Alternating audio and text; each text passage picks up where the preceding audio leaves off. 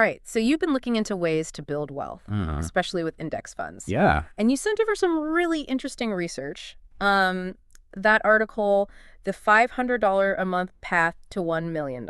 Oh, yeah, I saw that one. Yeah, that definitely caught my eye. It's a catchy title. Yeah, for sure. It is. And it gets at a concept that's really crucial, I think, for long-term financial growth. Exactly. Right. So today we're going to unpack how consistent investing, even with a seemingly small amount, like $500 a month, Great. can potentially lead to $1 million over time. Yeah.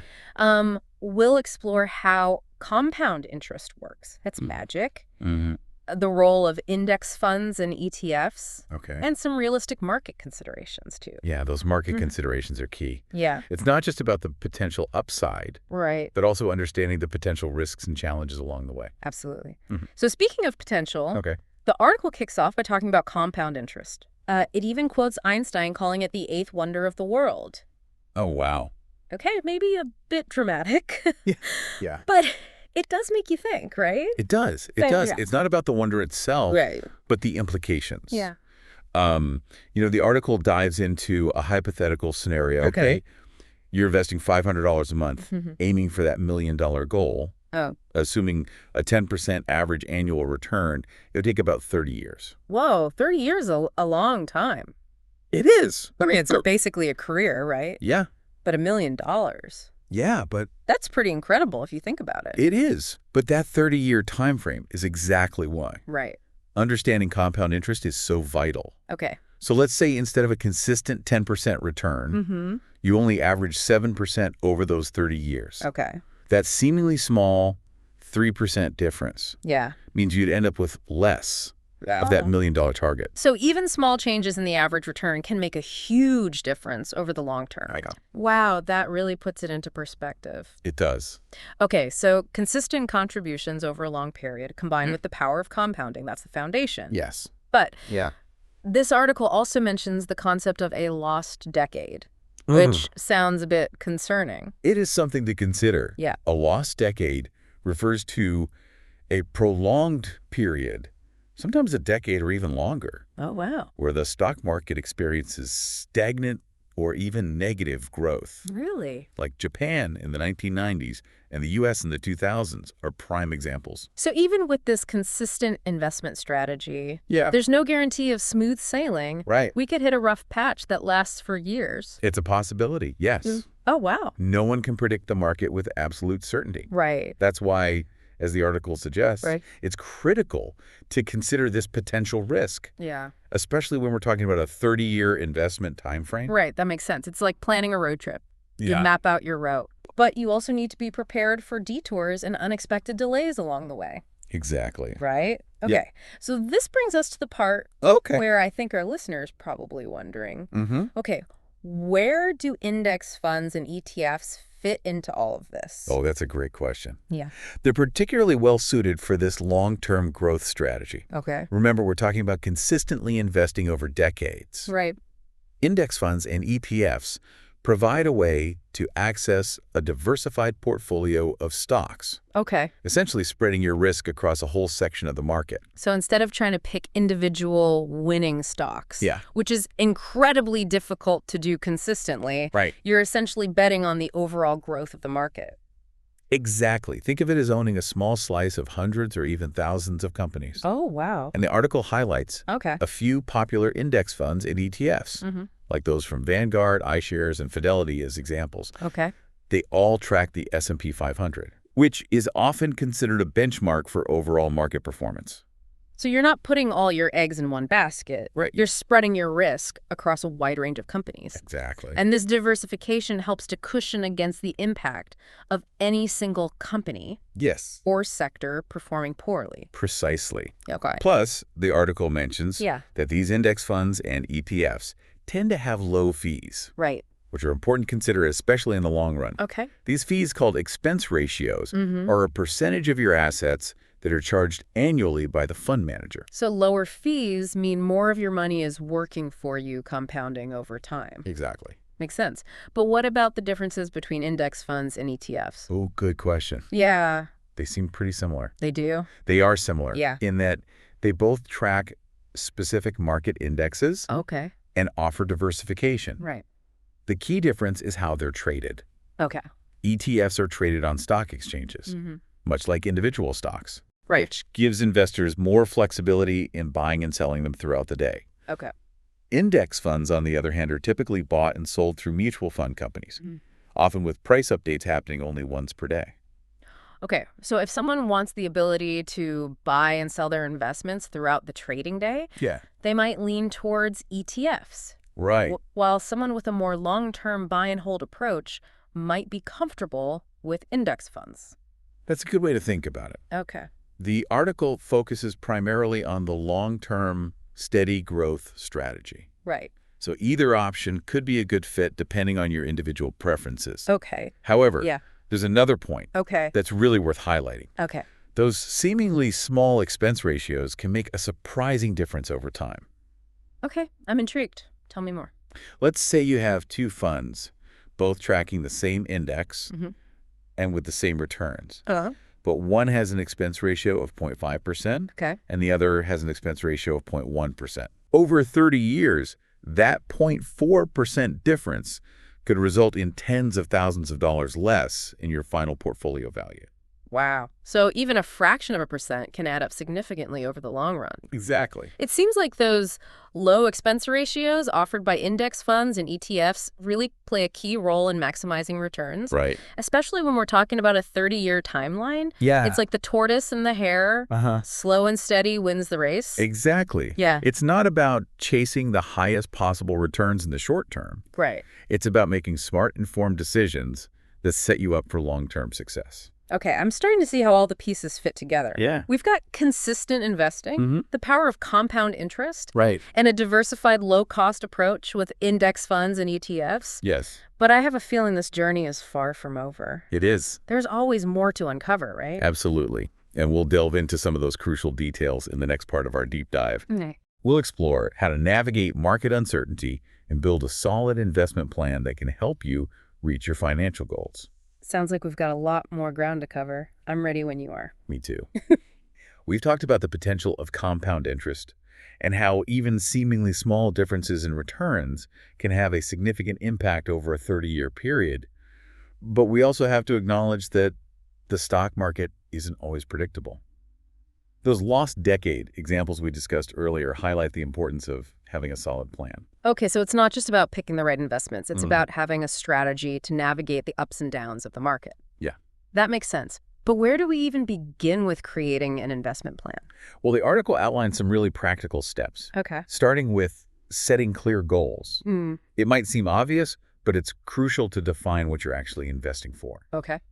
Are you saving for retirement, a down payment on a house, your kid's college education, or maybe even early retirement? I guess it's kind of like setting any other kind of goal. If you don't know what you're aiming for, it's hard to hit the target, right? Exactly. Yeah. Your goals will determine your investment timeline, how much risk you're comfortable taking, and ultimately the types of investments you choose. Okay. For example, someone saving for retirement decades away might be more comfortable with a higher risk, higher return portfolio compared to someone saving for a down payment in a couple of years. Right. Okay, so having a clear vision of what you want to achieve financially is the first step. What comes after that? The next step is to honestly assess your risk tolerance. Okay. How comfortable are you with the idea of your investments fluctuating in value? Can you stomach a significant drop in the market, knowing that it's likely to recover over the long term, or would that keep you up at night? I think a lot of people might assume they have a higher risk tolerance than they actually do. Yeah, It's easy to be optimistic when the market is doing well, Right. but things can change quickly. you're absolutely right. And it's important to remember that risk tolerance isn't just about your personality. It's also about your financial situation and your investment goals. Someone with a stable income, a solid emergency fund, and a long time horizon might feel more comfortable taking on more risk compared to someone living paycheck to paycheck or nearing retirement. Right. Okay, so we've got our goals defined, Yeah, and we've taken a good look in the mirror to understand our risk tolerance. right. What's the next piece of the puzzle? The article emphasizes the importance of consistency, even when the market gets turbulent. It can be tempting to pull back when you see your investments losing value, Yeah. but that can actually be counterproductive to your long-term goals. That makes sense. It's like that saying, buy low, sell high. Yeah, But it's easier said than done when emotions are running high, isn't it? It definitely is, but think about it this way.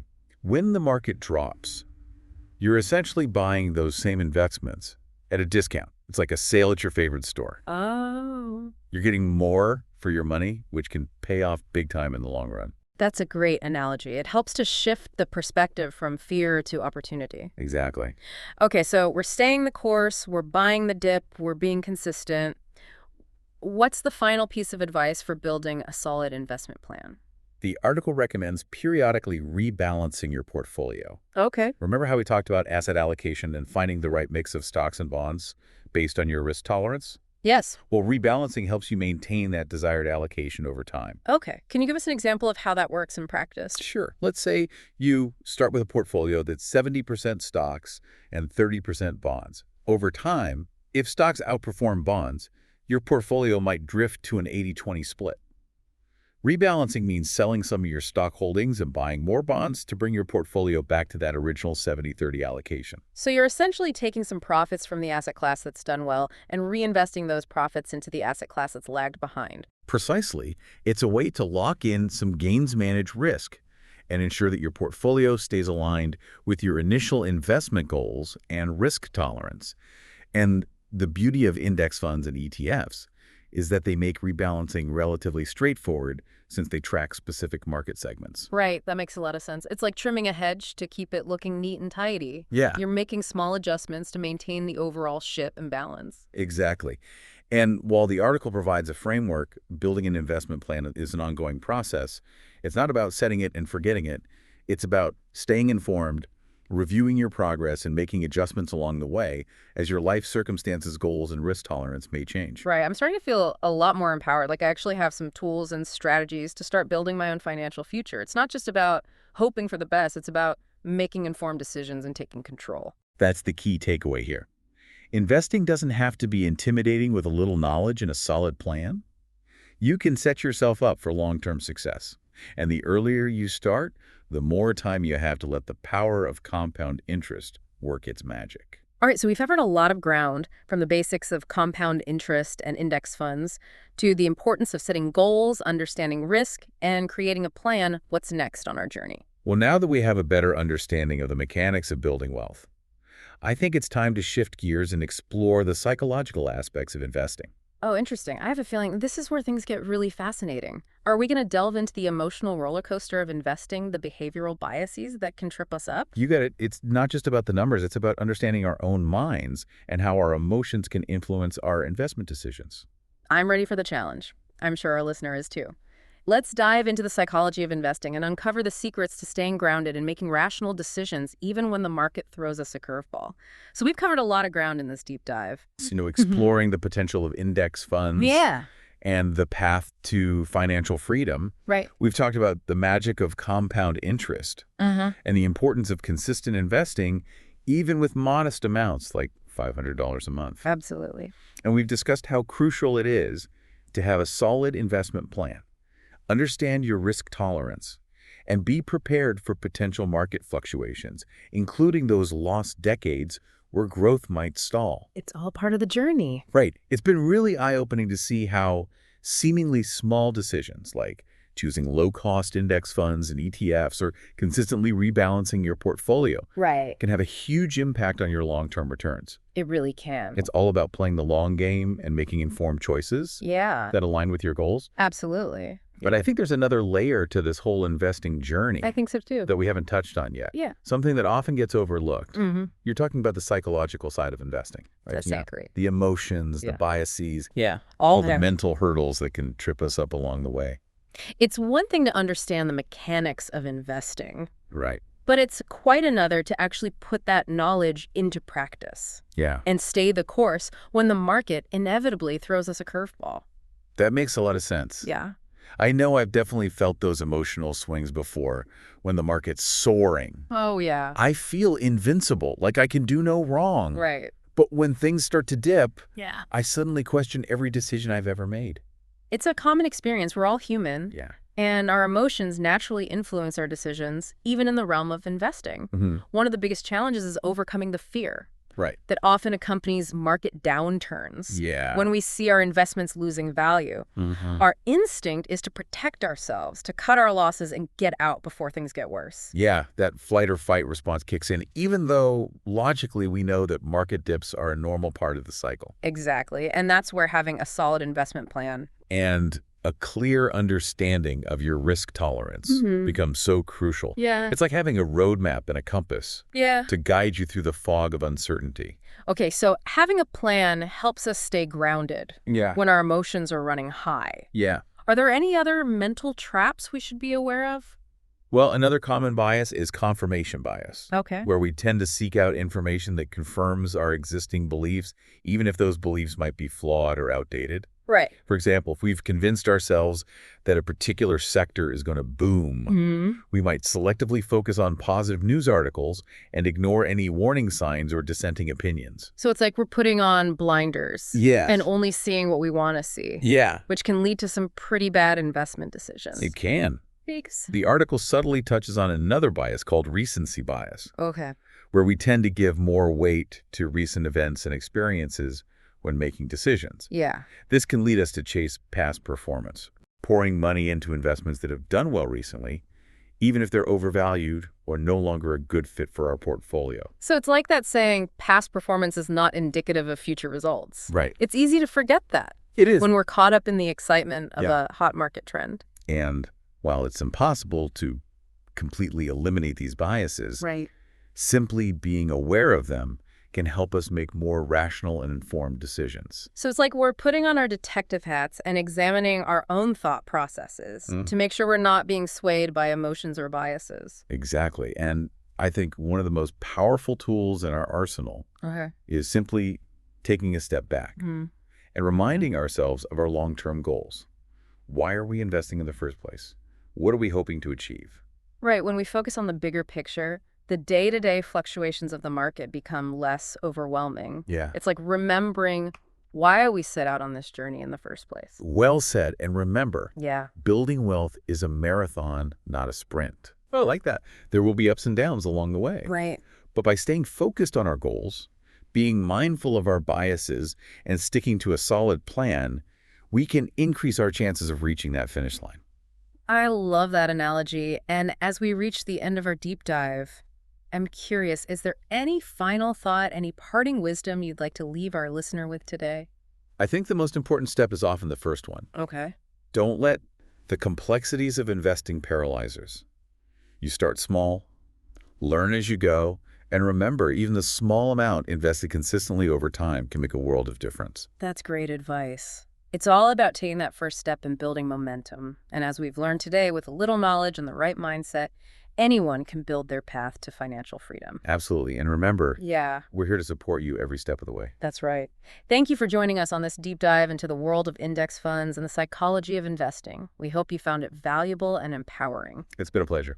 Until next time, keep diving deep, keep learning, and keep striving for your financial goals. We'll see you on our next adventure.